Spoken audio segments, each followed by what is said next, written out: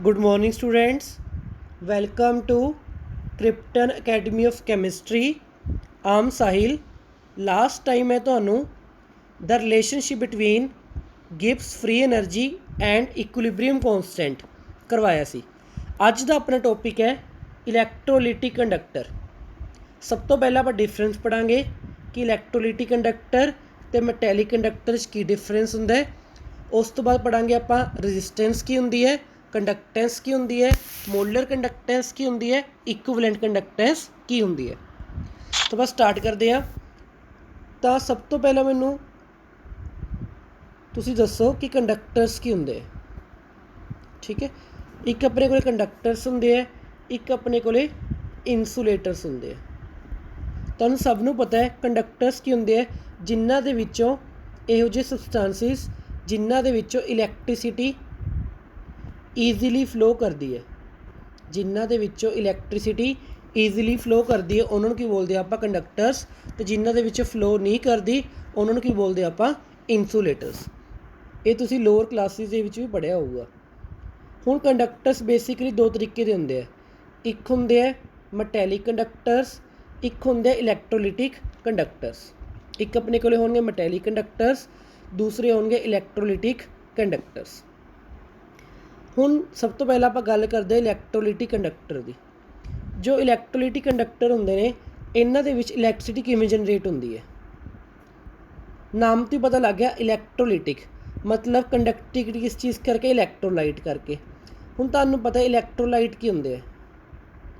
Electrolyte ਇਹੋ ਜਿਹੇ ਸਬਸਟੈਂਸਿਸ ਹੁੰਦੇ ਆ ਜਿਨ੍ਹਾਂ ਦੇ ਵਿੱਚ ਅਗਰ ਕਰੰਟ ਪਾਸ ਕਰੀਏ, ਜਿਵੇਂ NaCl, ਇਹ ਇੱਕ ਇਲੈਕਟ੍ਰੋਲਾਈਟ ਹੈ। ਅਗਰ ਇਹਦੇ ਵਿੱਚੋਂ ਆਪਾਂ ਇਲੈਕਟ੍ਰਿਕ ਕਰੰਟ ਪਾਸ ਕਰਦੇ ਹਾਂ ਤਾਂ ਡਿਸੋਸ਼ੀਏਟ ਹੋ ਜਾਊਗਾ Na ਪੋਜ਼ੀਟਿਵ ਅਤੇ Cl ਨੈਗੇਟਿਵ। ਇਹਨਾਂ ਨੂੰ ਕੀ ਬੋਲਦੇ ਆ ਆਪਾਂ ਇਲੈਕਟ੍ਰੋਲਾਈਟਿਕ ਕੰਡਕਟਰ ਬੋਲਦੇ ਆ। ਕਿ ਕਰੰਟ ਪਾਸ ਕਰਨ 'ਤੇ ਜੋ ਆਇਨਸ ਦੇ ਵਿੱਚ ਡਿਸੋਸ਼ੀਏਟ ਹੋ ਜਾਂਦੇ ਆ ਉਹਨਾਂ ਨੂੰ ਕੀ ਬੋਲਦੇ ਆ ਇਲੈਕਟ੍ਰੋਲਾਈਟਿਕ ਕੰਡਕਟਰ ਬੋਲਦੇ ਆ। ਹੁਣ ਇਲੈਕਟ੍ਰੀਸਿਟੀ ਪਾਸ ਕਰਨ 'ਤੇ ਇਹ ਕਿਸ ਦੇ ਵਿੱਚ ਡਿਸੋਸ਼ੀਏਟ ਹੋ ਗਿਆ, ਆਇਨ ਦੇ ਵਿੱਚ। ਅਗਰ ਆਇਨਸ ਮੂਵ ਕਰਨਗੀਆਂ, ਅਗਰ ਕੀ ਮੂਵ ਕਰਨਗੀਆਂ ਆਇਨਸ, ਤੁਹਾਨੂੰ ਪਤਾ ਹੈ ਅਗਰ ਕੋਈ ਵੀ ਚਾਰਜ ਪਾਰਟੀਕਲ ਮੂਵ ਕਰਦਾ ਹੈ ਤਾਂ ਉਹ ਕੀ ਜਨਰੇਟ ਕਰਦਾ ਹੈ, ਇਲੈਕਟ੍ਰਿਕ ਫੀਲਡ। ਠੀਕ ਹੈ, ਜਦੋਂ ਵੀ ਕੋਈ ਚਾਰਜ ਪਾਰਟੀਕਲ ਮੂਵ ਕਰੂਗਾ ਤਾਂ ਕੀ ਜਨਰੇਟ ਕਰੂਗਾ, ਇਲੈਕਟ੍ਰਿਕ ਫੀਲਡ ਜਨਰੇਟ ਕਰੂਗਾ। ਹੁਣ ਇਹੀ ਮੈਟੈਲਿਕ ਕੰਡਕਟਰ ਦੇ ਵਿੱਚ ਕੀ ਹੁੰਦਾ, ਨਾਮ ਤੋਂ ਪਤਾ ਲੱਗ ਗਿਆ ਮੈਟੈਲਿਕ ਕੰਡਕਟਰ ਮਤਲਬ ਕਿਸ ਦੀ ਗੱਲ ਕਰ ਰਹੇ ਹਾਂ ਆਪਾਂ, ਮੈਟਲ ਦੀ। ਇੱਕ ਮੈਟਲ ਦੀ ਪਲੇਟ ਲਈ ਆਪਾਂ ਅਗਰ ਇਸ ਦੇ ਵਿੱਚ ਕਰੰਟ ਪਾਸ ਕਰਦੇ ਹਾਂ ਤਾਂ ਕੀ ਹੁੰਦਾ। ਇਲੈਕਟ੍ਰੋਲਾਈਟਿਕ ਕੰਡਕਟਰ ਦੇ ਵਿੱਚ ਆਪਾਂ ਦੇਖਿਆ ਸੀਗਾ, ਕੀ ਦੇਖਿਆ ਕਿ ਜਿਹੜਾ ਮੈਟਰ ਸੀਗਾ ਉਹ ਕੀ ਹੋ ਜਾਂਦਾ ਹੈ, ਡੀਕੰਪੋਜ਼ ਮਤਲਬ ਜਿਹੜਾ ਆਪਣੇ ਕੋਲ ਮੈਟਰ ਸੀ NaCl ਉਹ ਡੀਕੰਪੋਜ਼ ਹੋ ਗਿਆ ਸੀਗਾ ਆਇਨਸ ਦੇ ਵਿੱਚ। ਬਟ ਅਗਰ ਆਪਾਂ ਆਇਰਨ ਦੀ ਰੋਡ ਹੱਥ 'ਚ ਫੜੀਏ ਅਤੇ ਉਸ ਰੋਡ ਨੂੰ ਆਪਾਂ ਕਿਸੇ ਸਰਕਿਟ ਦੇ ਨਾਲ ਲਗਾ ਦਈਏ, ਲਗਾਉਣਾ ਨਹੀਂ ਹੈਗਾ ਸੋ ਐਗਜ਼ਾਮਪਲ ਹੀ ਦੱਸ ਰਿਹਾ। ਠੀਕ ਹੈ, ਤਾਂ ਉਸ ਨਾਲ ਕੀ ਹੁੰਦਾ ਹੈ, ਉਸ ਰੋਡ ਦੇ ਵਿੱਚੋਂ ਕਰੰਟ ਫਲੋ ਕਰੂਗਾ। ਕੀ ਕਰੰਟ ਫਲੋ ਕਰਨ ਦੇ ਨਾਲ ਕੀ ਆਇਰਨ ਦੀ ਰੋਡ ਡਿਸੋਸ਼ੀਏਟ ਹੋ ਗਈ, ਨਹੀਂ। ਮੈਟੈਲਿਕ ਕੰਡਕਟਰ ਵਿੱਚ ਕਰੰਟ ਪਾਸ ਕਰਨ ਦੇ ਨਾਲ ਕੋਈ ਡਿਸੋਸੀਏਸ਼ਨ ਨਹੀਂ ਹੁੰਦੀ, ਕੋਈ ਡੀਕੰਪੋਜੀਸ਼ਨ ਨਹੀਂ ਹੁੰਦੀ, ਬਟ ਇਲੈਕਟ੍ਰੋਲਾਈਟਿਕ ਕੰਡਕਟਰ ਦੇ ਵਿੱਚ ਹੁੰਦੀ ਹੈ। ਇਲੈਕਟ੍ਰੋਲਾਈਟਿਕ ਕੰਡਕਟਰ ਦੀ ਕੰਡਕਟਿਵਿਟੀ ਕਿਸ ਚੀਜ਼ ਕਰਕੇ ਸੀ, ਆਇਨਸ ਕਰਕੇ।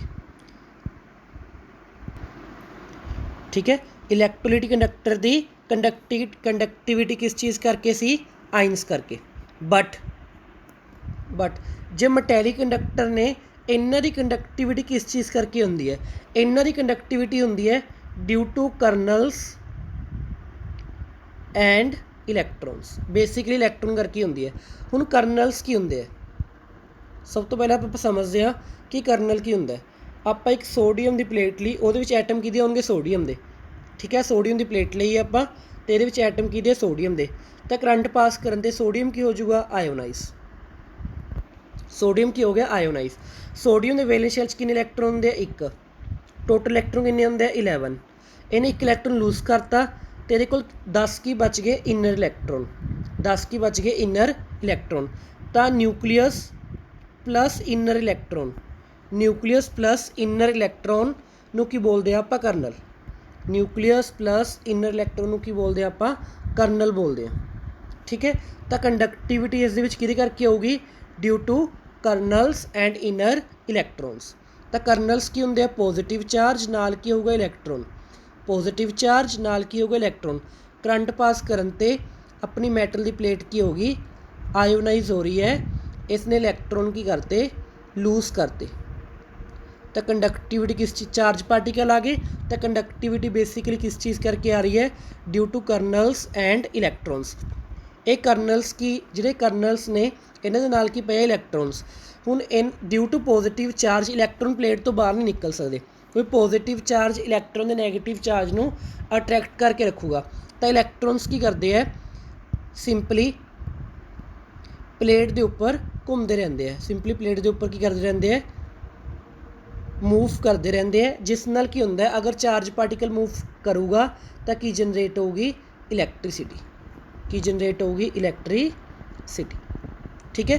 तो फस्ट केस दे विच आपां दो डिफरेंस समझ ले कि इलैक्ट्रोलिटिक कंडक्टर दे विच मैटर डिकंपोज होऊगा, बट इस मैटर डिकंपोज नहीं हुंदा। इस दी कंडक्टिविटी आइंस करके है, इस दी कंडक्टिविटी कर्नल्स एंड इलैक्ट्रॉन्स करके है। मैटैलिक कंडक्टर की कंडक्टिविटी कर्नल्स ते इलैक्ट्रॉन करके है। नैक्सट हुण नैक्सट चीज़ आप समझते हैं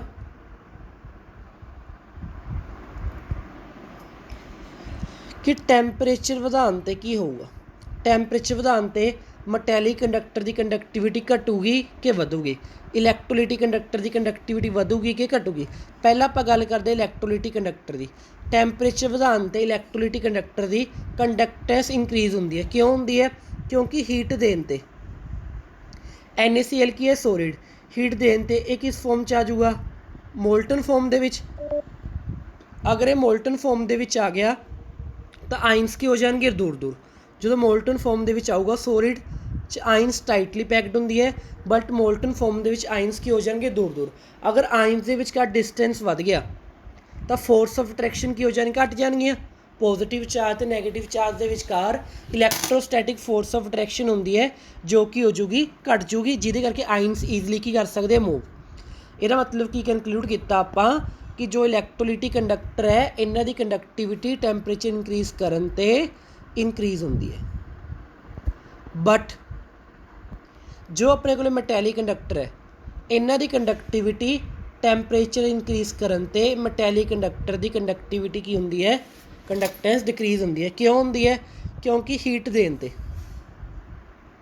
अगर आप हीट प्रोवाइड करांगे तो जो अपने कर्नल्स ने इन्हों की मिल जूगी काइनैटिक एनर्जी, क्योंकि temperature is directly proportional to kinetic energy. तो जो इलैक्ट्रॉन्स फ्रीली रोटेट कर रहे सी, जो इलैक्ट्रॉन की कर रहे सीगे, फ्रीली रोटेट कर रहे सी, उन्हां दे रस्ते दे विच जो इलैक्ट्रॉन फ्रीली रोटेट कर रहे सी, उन्हां दे रस्ते दे विच कौन आ जाऊगा, कर्नल। क्योंकि कर्नल नूं की मिल गई, काइनैटिक एनर्जी। काइनैटिक एनर्जी कित्थों आई, टैंपरेचर तो। अगर इलैक्ट्रॉन के रस्ते दे विच कर्नल आ गया, अगर इलैक्ट्रॉन के रस्ते दे विच कौन पहुँच गया, कर्नल, तो इलैक्ट्रॉन नूं ट्रैवल करन दे विच की आऊगी, रुकावट, जिसनों आपां की बोलते हैं स्टेरिक हिंड्रेंस।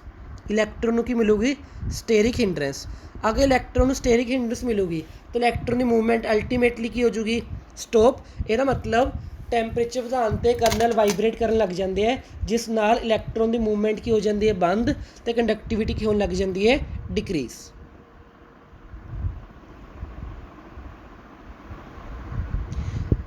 इस तो बाद है किहड़े फैक्टर्स इलैक्ट्रोलिटिक कंडक्टिविटी नूं इफैक्ट करते हैं। सब तो पहला फैक्टर है नेचर ऑफ इलैक्ट्रोलाइट। हुण ईजली समझो, एक अपने को स्ट्रोंग इलैक्ट्रोलाइट है, एक अपने को वीक इलैक्ट्रोलाइट है। स्ट्रोंग इलैक्ट्रोलाइट किहड़ा हुंदा है, जो 100% डिसोशीएट हुंदा आइंस दे विच। वीक इलैक्ट्रोलाइट किहड़ा होऊगा, जिहड़ा अप्रोक्सीमेटली 1 to लैके 5% तक डिसोशीएट हुंदा आइंस दे विच।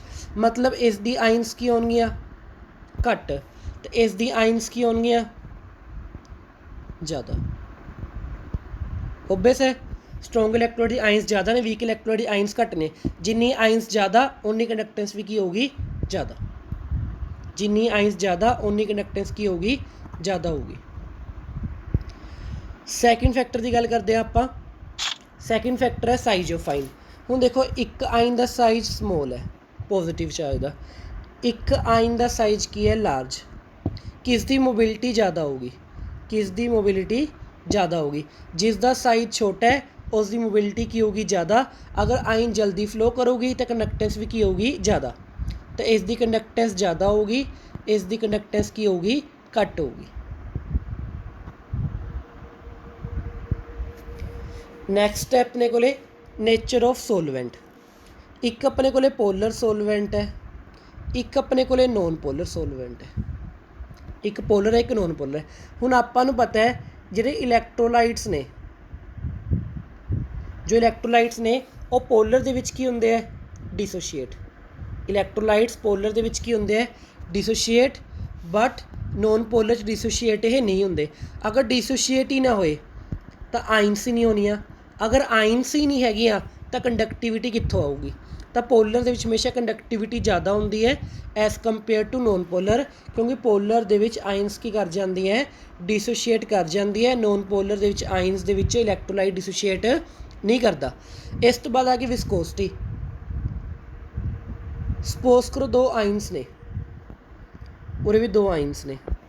एक सल्यूशन का डिल्यूट है अपना, एक सल्यूशन की है डिल्यूट, तो एक सल्यूशन अपना कंसनट्रेटेड है, एक सल्यूशन अपना की है कंसनट्रेटेड।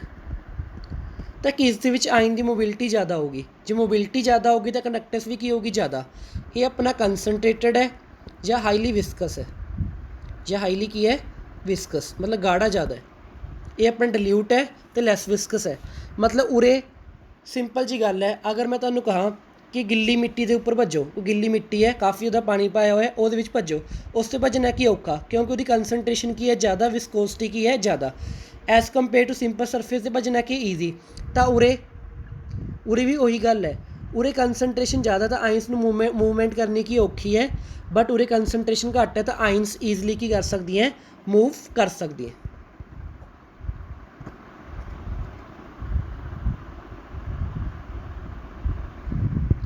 ठीक है, टैंपरेचर का इफैक्ट पढ़ लिया। टैंपरेचर इंक्रीज़ करने दे नाल इलैक्ट्रोलाइट की होने लग जाता है, डिसोशिएट। अगर इलैक्ट्रोलाइट डिसोशिएट होगा, अगर इलैक्ट्रोलाइट डिसोशिएट होगा तो कि बन गया आइनस, जिन्नी आइनस ज़्यादा उन्नी कंडक्टेंस ज़्यादा। तो टैंपरेचर इंक्रीज़ करन ते कंडक्टेंस की होगी इंक्रीज़ फॉर इलैक्ट्रोलिटिक कंडक्टर्स। इस तो बाद है रजिस्टेंस। तो 10th क्लास के भी पढ़ी होगी रजिस्टेंस। रजिस्टेंस की होंगी है रुकावट। अगर लेमन लैंगुएज बोलीए रजिस्टेंस की है रुकावट। किस नूं रुकावट प्रोवाइड करती है? करंट नूं। करंट नूं जांदे आंदे रस्ते दे विच की मिलती है रुकावट, उस रुकावट का नाम की है रजिस्टेंस। हुण जो रजिस्टेंस है वो किस चीज़ के उपर डिपेंड करती है? जो रजिस्टेंस होंगी है वो डायरैक्टली प्रोपोर्शनल होंगी है length of the conductor and area of the cross section. किस directly proportional length of the conductor and inversely proportional to area of cross section of the conductor. L upon A की चीज़ है, L upon A length upon area की बोलते हैं आप cell constant. Length upon area की बोलते हैं सैल कॉन्सटेंट। ठीक है, अगर डायरैक्टली प्रोपोर्शनल हटाना हो, अगर डायरैक्टली प्रोपोर्शनल हटाना हो तो इसनों हटा के मैं एक कॉन्सटेंट लगाता जिसका नाम है स्पैसीफिक रजिस्टेंस, जिसका नाम है स्पैसीफिक रजिस्टेंस। ठीक है, जो स्पैसीफिक रजिस्टेंस है ये लेंथ या एरिया डिपेंड नहीं करता, ये डिपेंड करता नेचर ऑफ मटीरियल ते। हर मटीरियल का स्पैसीफिक रजिस्टेंस की वैल्यू की होंगी है अलग अलग। हुण अगर लेंथ 1 सेंटीमीटर है, अगर किसी कंडक्टर की लेंथ की है 1 सेंटीमीटर तो एरिया की है 1 सेंटीमीटर स्केयर, चाहे 1 मीटर मान लो चाहे 1 मीटर स्केयर मान लो, तो रजिस्टेंस किस दे इक्वल आ जाऊगी? रो दे। रजिस्टेंस किस दे इक्वल आ गई? रो जिसनों की बोलते हैं आप स्पैसीफिक रजिस्टेंस। तो स्पैसीफिक रजिस्टेंस को डिफाइन करांगे। स्पैसीफिक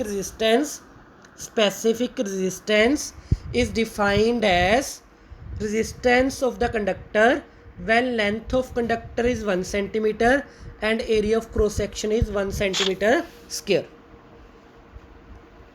ठीक है, हुण रजिस्टेंस का पुट्ठा, रजिस्टेंस का पुट्ठा की होंदा है? कंडक्टेंस। रजिस्टेंस का पुट्ठा की होंदा है? कंडक्टेंस। कैमिस्ट्री दे विच कंडक्टेंस नूं डिनोट करदे आपां कैपीटल जी दे नाल।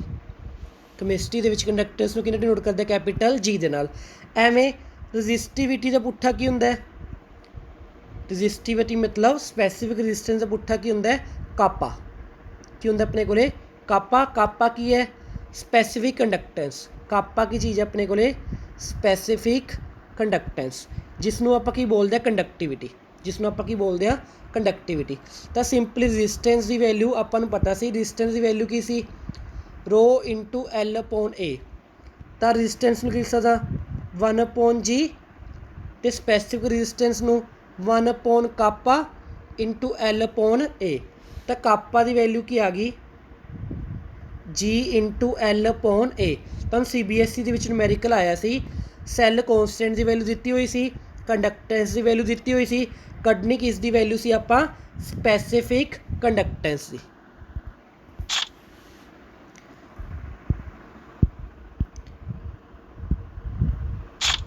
ठीक है।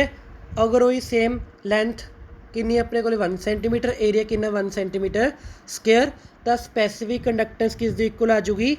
सिंपली कंडक्टेंस दे वैल length of conductor is 1 centimetre and area of cross section is 1 centimetre square. हुण आपां गल करदे यूनिट्स की। हुण आपां गल करदे आ यूनिट्स की। रजिस्टेंस यूनिट की हुंदे है? ओम। ठीक है। तो रजिस्टेंस किस इक्वल सी? रो इंटू एल अपॉन ए। रजिस्टेंस दे ओम है, रो दे आपां नूं पता नहीं, स्पैसीफिक रजिस्टेंस दे लेंथ दे आपां नूं पता है। लेंथ दे की हुंदे है? सपोज करो मीटर मान लो चाहे सेंटीमीटर मान लो। एरिया दे की हुंदे है? Metre square. तो रो दे की आ गए? Ohm metre. तो स्पैसीफिक रजिस्टेंस यूनिट्स की आ गए? Ohm metre. हुण आपां गल करदे आ, अगर रजिस्टेंस दे ओम है, अगर रजिस्टेंस दे की है? ओम है, ये अपने ओम का की है सिंबल, तो अपने को कंडक्टेंस की होंगे 1/r, मतलब 1 ओम OHM। तो कंडक्टेंस की आ गए? महो। पुट्ठा करता है इसका MHO। यदि क्या गए? महो। या कि लिखते हैं आप ओम इनवर्स, या कि लिखते हैं आप सीमेंस, जाके लिखते हैं आप सीमेंस। तो कंडक्टर यूनिट की अंदर MHO लिखा आ सकता है, ओम इनवर्स लिखा आ सकता है, या कि होंगे सीमेंस। हुण आपां नूं स्पैसीफिक रजिस्टेंस यूनिट पता है की सीगे? ओम मीटर या ओम सेंटीमीटर। तो स्पैसीफिक कंडक्टेंस कापा दे की होंगे? 1/रो, डैट इज ओम मीटर। तो इस दे की आ गए? यूनिट्स की आ गए? 1/ओम की होंगे? सीमन। मीटर की आ गया? Metre inverse. तो कापा दे की आ गए? Siemens metre inverse.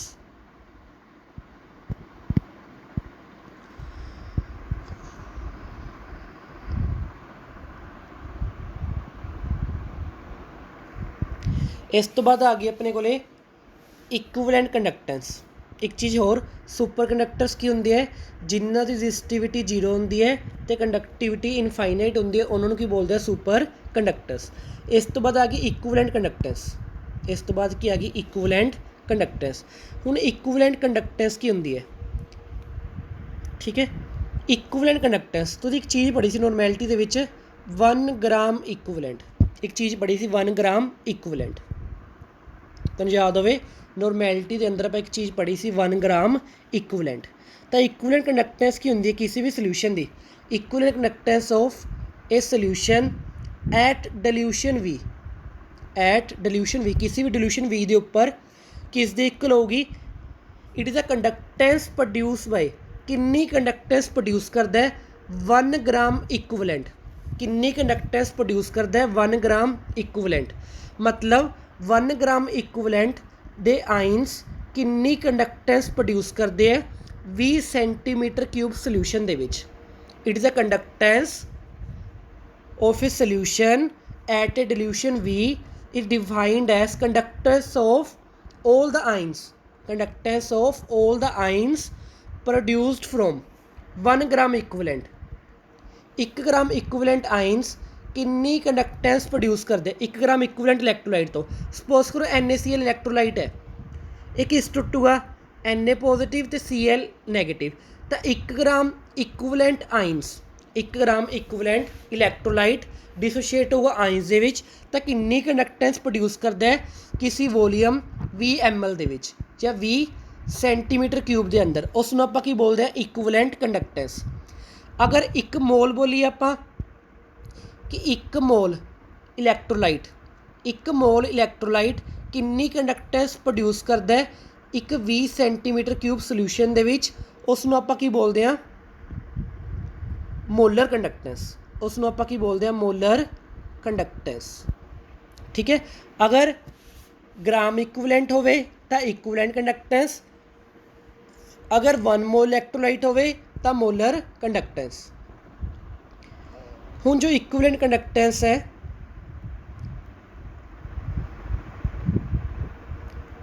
ਉਹ ਕਿਸ ਦੀ ਇਕੁਅਲ ਹੁੰਦੀ ਹੈ ਕਾਪਾ ਇਨਟੂ ਵੋਲੀਅਮ। ਇਕੁਇਵਲੈਂਟ ਕੰਡਕਟੈਂਸ ਕਿਸ ਦੀ ਇਕੁਅਲ ਹੁੰਦੀ ਹੈ ਕਾਪਾ ਇਨਟੂ ਵੋਲੀਅਮ। ਇਹ ਤੁਸੀਂ ਰਿਲੇਸ਼ਨ ਯਾਦ ਰੱਖਣੇ ਕਿ equivalent conductance is the product of specific conductance and volume.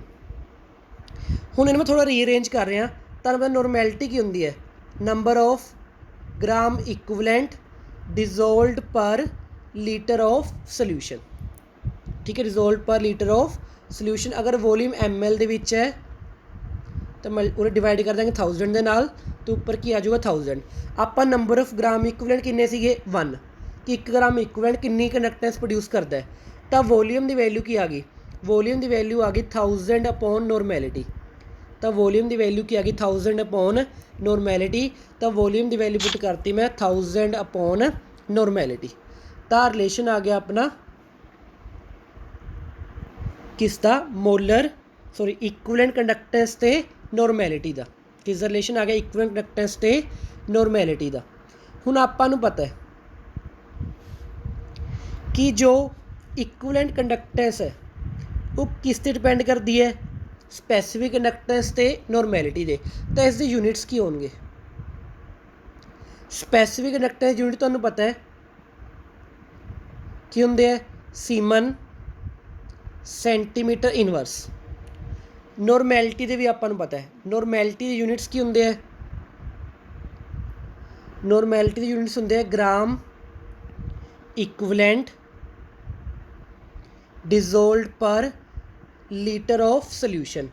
ਠੀਕ ਹੈ, ਲੀਟਰ ਨੂੰ ਕੀ ਲਿਖ ਸਕਦੇ ਆਪਾਂ, ਲੀਟਰ ਨੂੰ ਕੀ ਲਿਖ ਸਕਦੇ ਆਪਾਂ ਸਿੰਪਲੀ ਸੈਂਟੀਮੀਟਰ ਕਿਊਬ ਦੇ ਵਿੱਚ। ਲੀਟਰ ਨੂੰ ml ਦੇ ਵਿੱਚ ਵੀ ਲਿਖ ਸਕਦੇ ਹਾਂ, ਲੀਟਰ ਨੂੰ ਲਿਖ ਸਕਦੇ ਹਾਂ ਨਾ ਆਪਾਂ 1 litre is equal to 1000 ml, ਅਤੇ 1000 ml ਨੂੰ ਕੀ ਲਿਖ ਸਕਦੇ 1000 ਸੈਂਟੀਮੀਟਰ ਕਿਊਬ। ਤਾਂ ਉਰੇ ਕੀ ਲਿਖਤਾ ਆਪਾਂ ਸੈਂਟੀਮੀਟਰ ਕਿਊਬ, ਅਤੇ ਉਰੇ ਕੀ ਲਿਖਤਾ ਆਪਾਂ ਸੈਂਟੀਮੀਟਰ ਕਿਊਬ। ਤਾਂ ਆਪਣੇ ਕੋਲੇ ਇਕੁਇਵਲੈਂਟ ਕੰਡਕਟੈਂਸ ਤੇ ਯੂਨਿਟਸ ਕੀ ਆ ਗਏ centimetre siemens centimetre inverse into centimetre cube over gram equivalent. ਠੀਕ ਹੈ, ਸੈਂਟੀਮੀਟਰ ਇਨਵਰਸ ਤੇ ਸੈਂਟੀਮੀਟਰ ਕਿਊਬ ਕੱਢ ਗਏ, ਤੇ ਕੀ ਬਚ ਗਿਆ ਸੈਂਟੀਮੀਟਰ ਸਕੁਅਰ। ਤਾਂ ਯੂਨਿਟਸ ਕੀ ਆ ਗਏ siemens centimetre square per gram equivalent. ਇਹ ਆਪਣੇ ਕੋਲ ਕੀ ਆ ਗਏ ਇਕੁਇਵਲੈਂਟ ਕੰਡਕਟੈਂਸ ਦੇ ਯੂਨਿਟਸ ਆ ਗਏ। ਐਂ ਆਪਣੇ ਕੋਲ ਕੀ ਹੁੰਦੇ ਮੋਲਰ ਕੰਡਕਟੈਂਸ, ਤਾਂ ਕਿੰਨੀ ਕੰਡਕਟੈਂਸ ਪ੍ਰੋਡਿਊਸ ਕਰਦੇ ਨੇ ਉਹ ਵਾਲੇ ਆਇਨਸ ਜੋ ਪ੍ਰੋਡਿਊਸ ਹੋਇਆ 1 ਮੋਲ ਇਲੈਕਟ੍ਰੋਲਾਈਟ ਤੋਂ। ਜੋ ਆਇਨਸ ਕਿੱਥੋਂ ਪ੍ਰੋਡਿਊਸ ਹੋਇਆ 1 ਮੋਲ ਇਲੈਕਟ੍ਰੋਲਾਈਟ ਤੋਂ ਇਨ 20 ਸੈਂਟੀਮੀਟਰ ਕਿਊਬ ਸੋਲਿਊਸ਼ਨ। ਅਗਰ 1 ਗ੍ਰਾਮ ਇਕੁਇਵਲੈਂਟ ਇਲੈਕਟ੍ਰੋਲਾਈਟ ਜੋ ਆਇਨਸ ਪ੍ਰੋਡਿਊਸ ਕਰ ਰਿਹਾ ਹੈ ਉਸ ਆਇਨਸ ਤੋਂ ਜੋ ਕੰਡਕਟੈਂਸ ਪ੍ਰੋਡਿਊਸ ਹੋ ਰਹੀ ਹੈ ਉਸ ਨੂੰ ਆਪਾਂ ਕੀ ਬੋਲਦੇ ਹਾਂ ਇਕੁਇਵਲੈਂਟ ਕੰਡਕਟੈਂਸ। ਅਗਰ 1 ਮੋਲ ਇਲੈਕਟ੍ਰੋਲਾਈਟ ਤੋਂ ਜੋ ਆਇਨਸ ਪ੍ਰੋਡਿਊਸ ਹੋ ਰਹੇ ਨੇ ਉਹ ਆਇਨਸ ਕਿੰਨੀ ਕੰਡਕਟੈਂਸ ਪ੍ਰੋਡਿਊਸ ਕਰ ਰਹੇ ਹੈ ਉਸ ਨੂੰ ਆਪਾਂ ਕੀ ਬੋਲਦੇ ਹਾਂ ਮੋਲਰ ਕੰਡਕਟੈਂਸ। ਤਾਂ ਇਕੁਇਵਲੈਂਟ ਕੰਡਕਟੈਂਸ ਕਿਸ ਦੇ ਇਕੁਅਲ ਸੀ,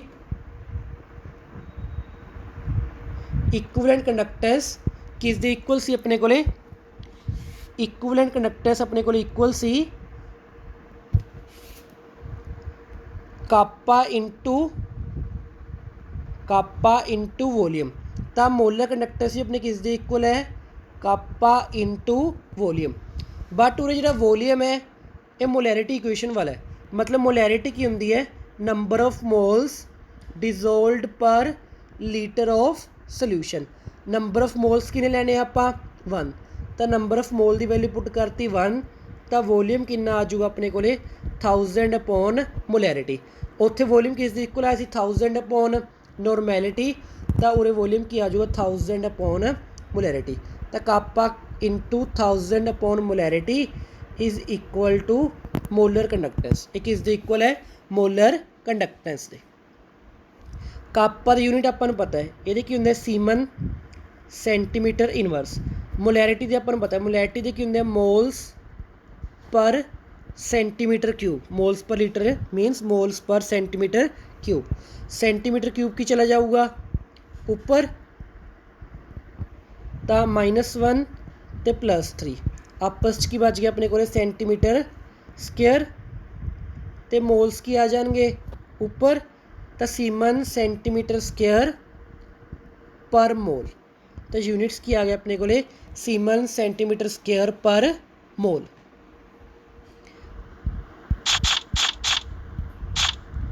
ठीक है, अज की पढ़े आप डिफरेंस पढ़े मैटेलिक तो इलैक्ट्रोलाइटिक कंडक्टर्स का, फैक्टर्स पढ़े, रजिस्टेंस की होंगी है, कंडक्टेंस की होंगी है, मोलर कंडक्टेंस की है, इक्विवेलेंट कंडक्टेंस की होंगी है। Thank you. अगर तुहानू वीडियो पसंद आई तो वीडियो जरूर लाइक करो तो चैनल में जरूर सबसक्राइब करो।